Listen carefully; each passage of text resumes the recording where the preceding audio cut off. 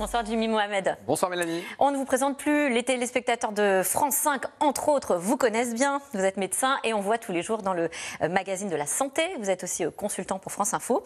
Et vous publiez ce livre avec un titre assez surprenant, Zéro contrainte, surtout ne changez rien. C'est assez contre-intuitif vu la période qu'on traverse. Justement, on a vécu une période assez compliquée, plein d'injonctions, faites ci, faites pas ça, et puis finalement on change d'avis. Et donc là, je me suis dit, tiens, et si on essayait d'être en bonne santé sans trop faire d'efforts? Puisque finalement, on sait exactement quoi faire pour être en bonne santé. On est extrêmement performant sur la médecine curative. Vous avez un infarctus, on vous débouchera une artère. Vous avez une occlusion, on va vous opérer. En revanche, prévenir certaines maladies cardiovasculaires. Là, on est un peu moins bon. Pourquoi? Puisqu'il faut être non pas consommateur de sa santé, mais conso-acteur et comprendre qu'avec des petits gestes du quotidien, eh bien, on peut être en bonne santé, c'est tout l'idée du livre. Alors, vous donnez plein d'astuces, il y en a 48 très exactement pour rester en bonne santé dans le livre. Il y en a pas mal qui vont faire plaisir à mes enfants, d'ailleurs peut-être à tous les enfants des téléspectateurs qui nous regardent, j'en donne quelques-unes. Mâcher du chewing-gum à défaut de pouvoir se laver les dents et ne pas trop se laver, voire se laver le moins possible. C'est vraiment un guide de bonne santé ou c'est plutôt un guide du laisser-aller? Ah non, alors tout est fondé scientifiquement et en fait quand on s'intéresse au brossage de dents, fut un temps on disait qu'il fallait se brosser les dents après chaque repas, matin, midi et soir. Ouais, et puis on se 3 rendait fois par compte jour. qu'on ne le faisait pas réellement. Du coup, on a été un peu plus pragmatique. On a proposé un brossage de dents matin et soir pendant 2 minutes à chaque fois et le midi, si vous n'avez pas la possibilité de vous brosser les dents, le fait de mâcher un chewing-gum sans sucre permet de sécréter de la salive. Or, on sait que la salive est un antibactérien naturel qui va en quelque sorte protéger vos dents. Donc l'alternative au brossage de dents le midi, c'est le chewing-gum. Mais pas le matin et pas le soir. Il ne faut pas non plus en abuser. Je vous rappelle que les chewing-gums sans sucre contiennent des polyols, des faux sucres, qui peuvent donner des ballonnements. Donc il ne faut pas non plus en abuser. Donc c'est l'apologie de la nuance. Exactement. Voilà. Et pour la douche? Alors la douche, c'est vrai qu'on se dit, tiens, il faut que je me brosse, je me lave tous les jours, il faut qu'on soit propre. Et puis on se rend compte que sur la peau, on a plein de petites bactéries qui constituent ce qu'on appelle le microbiote. C'est la flore cutanée. Ce microbiote, il vit en harmonie. Il est là pour nous protéger. Lorsqu'on utilise des savons tous les jours, de façon répétée, de façon agressive, avec de l'eau chaude, on abîme ce microbiote, on va dessécher la peau et on va s'exposer à de l'inconfort, en particulier chez les patients qui ont de l'eczéma. Donc l'idée, c'est peut-être pas de se laver tous les jours, de laver certaines zones dont on a besoin. Oui, toilette de chat, vous dites. Exactement, toilette de chat, et de laisser sa peau un peu respirer. Et on évite l'eau trop chaude pour ceux justement qui ont des problèmes d'eczéma. d'eczéma. L'eau dessèche d'une façon la peau et que lorsqu'elle est très chaude, et bien, au contraire, elle va aggraver les problèmes d'eczéma. Voilà, donc on ne se lave pas et en plus on prend des bains froids. Enfin, quand on se lave. Non, je plaisante, plein d'autres astuces assez contre-intuitives dans le livre, mais extrêmement pleines d'enseignements. Voilà. Et par exemple, en cas de migraine, pas de paracétamol. On se trompe souvent, hein, oui, exactement. Alors, surtout en France, à se jeter sur ce médicament. Complètement. La migraine, c'est une des maladies chroniques les plus fréquentes dans le monde. 10 à 15% de la population mondiale est migraineuse.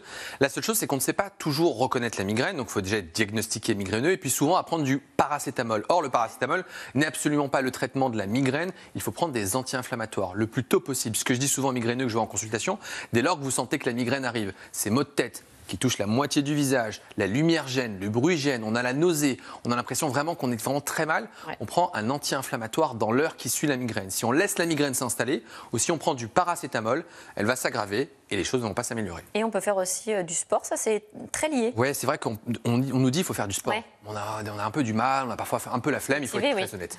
La seule chose, c'est qu'on s'est rendu compte que parmi les migraineux chroniques qui vont avoir beaucoup de médicaments, lorsqu'ils pratiquent moins de 2h30 de sport par semaine, eh bien, ils font beaucoup plus de crises de migraine que les autres. Le sport va sécréter des hormones, des endorphines qui vont nous détendre et limiter le risque de migraine d'une façon générale.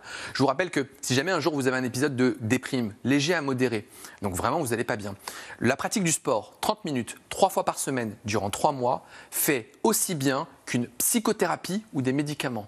En revanche, ce qu'on a tendance à faire, c'est dès qu'on ne va pas bien, on va s'automédicamenter et on va prendre des traitements qui ont des effets secondaires. Il faut bien comprendre que le sport, c'est vraiment bon pour notre santé, c'est prouvé scientifiquement. Bon. Et parfois, c'est vrai que c'est un peu plus difficile. Bon. Et puis, on peut aussi parfois faire et du sport et être en psychothérapie. Exactement, si on a besoin. Les deux sont associés. Zéro contrainte depuis lundi aussi, avec la fin obligatoire du port du masque. Dans la plupart des lieux fermés, il reste obligatoire quand même dans les transports en commun et dans les hôpitaux. Est-ce qu'on voit déjà les effets de cette décision ? Alors, il faut bien comprendre que la fin du masque n'est pas la fin de l'épidémie. Oui. On avait tendance à associer la fin du masque, voilà, alors que le masque, ce n'est pas une mesure de contrainte, c'est une mesure de protection.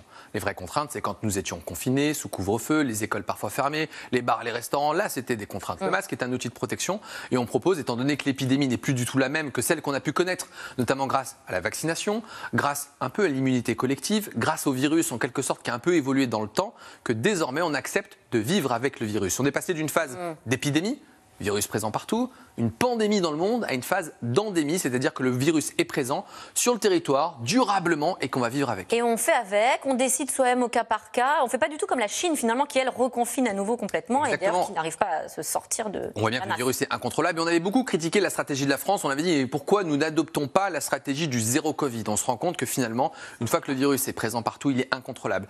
Pourtant, oui, pardon, je vous coupe parce qu'on voit quand même que les cas repartent à la hausse. Est-ce que c'est dire, on est à plus 25% en une semaine dans l'Hexagone. On a même un rebond de plus 90% de cas positifs en Guadeloupe. Alors, c'est lié à plusieurs choses. La première, c'est que à fur et à mesure qu'on va s'éloigner de la vaccination, on va être de moins en moins bien protégé. On va relâcher un peu les gestes barrières.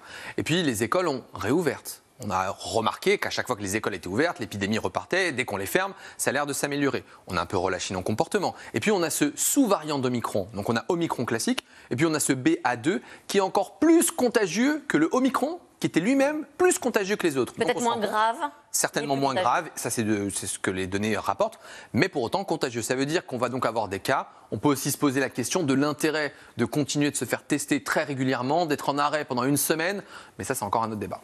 Vous d'ailleurs, vous continuez à porter le masque? Alors en consultation systématiquement, et d'ailleurs, je me dis, mais comment est-ce qu'on a pu par le passé ne pas porter de masque lorsqu'on est médecin? Même vous en consultation? Mais ça me paraît surréaliste désormais, je le garderai systématiquement.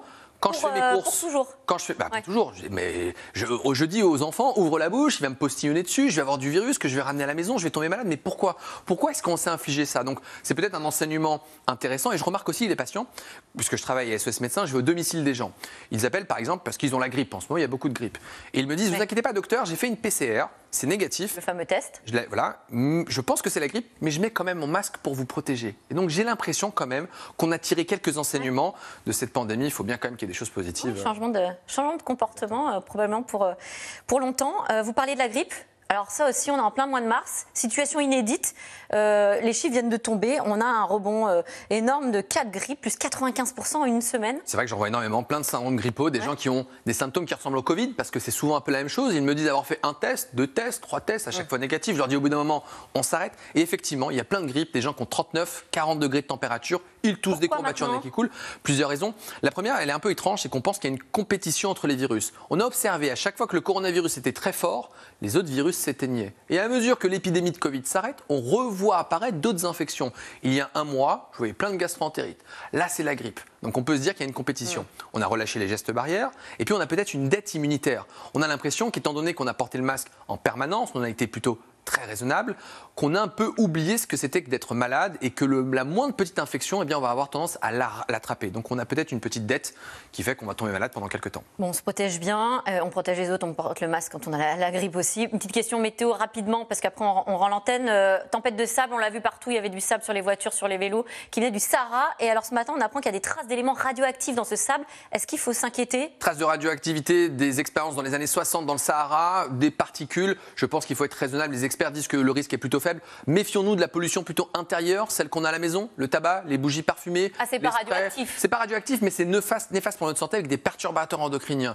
D'ici 15 jours, on aura des résultats complémentaires. Pour l'instant, il n'y a pas l'heure d'inquiéter les gens. À chaque jour suffit sa peine. Zéro contrainte, surtout ne changez rien. Merci Jimmy Mohamed, ne changez rien. Ça fait plaisir d'entendre un médecin qui nous rassure et qui nous déculpabilise. C'est chez Flammarion. Tout de suite, c'est dans l'air, bonne émission.